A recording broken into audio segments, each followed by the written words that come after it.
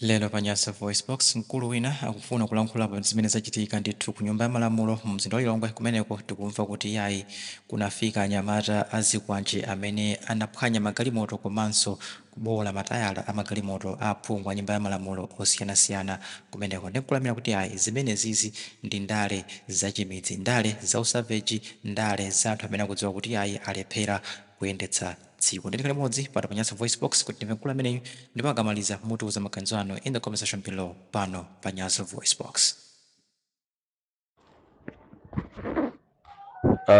Malawi mukumva breaking news ya ku parliament. Izi ndendi ndale za chimizi. Mukamva ndale za chimizi ndendi zimenezizi. Ndale zomalimbana zomayendana mmapazi zimaonesera kulephera pa ndale. Ndipo achakwera kumene muliko muzimve kuti ndi olephera ndi anthu anu amene mukupanga nawo chiwembu chomayenda anthu mmapazi. Ndipo muziwiretu kuti apapa ndiye mukulephera. Izizi ndendi zachimizi Amalawi mukamva kuti ndi zachimizi muchimve ndale sizoyendana mmapazi. Munthu sungapite ku parliament ndi kumakabowola matayala a galimoto. Kutenga mipeni ndi kumabaya matayala a galimoto. Ndi ndale zachimizi zooneseratu kuti ndi ndale za anthu olima fodya izizi. Sizoona munthu uchoke kwanu upite ku parliament kuti uzikayenda anthu mmapazi. Sizoona yayi. Izi ndendi ndale zachimizi zenizeni Amalawi. Mukamva ndale zachimizi izizi achakwera kumene muliko muzimve zoona kuti inuyo ndezi kukukanikani. Chifukwa inu ngati mukuvomereza kuti ku parliament kuzibwera anyamata azikwanje ndi kumaopseza anthu. Ayi sizoona achakwera. Izizi nde sizoona. Apapa ndiye mukuoneseratu kulephera. Kuoneseratu kulephera kwanu.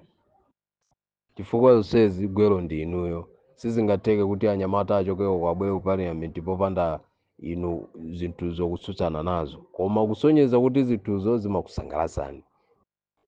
Izi ndi ndale zachimizi. Muchimve kuti izizi ndi ndale zachimizi. Mukamva ndale zachimizi ndendi zimenezizi. Sizoona Amalawi. Uku kunde kuoneseratu kulephera ndi mantha. Apapa ndiye mukuoneseratu kulephera ndi mantha. Ndipo apapa pamene mukupereka mangolomera kwa anthuwo kumazimva kukoma kuti ndi anthu otsogola. Ndiponso a DPP muchimve kuti ndinu anthu otsogola kwambiri. Muzimve kuti ndinu anthu otsogola. Zimenezo ndiye zoona zake. Inuyo muzimve kumene muliko a DPP kuti ndinu anthu otsogola. Awawo ndi anthu olephera. Izi ndi ndale zachimizi ya Malawi. Achakwera muzimve kumene muliko kuti ndinu olephera.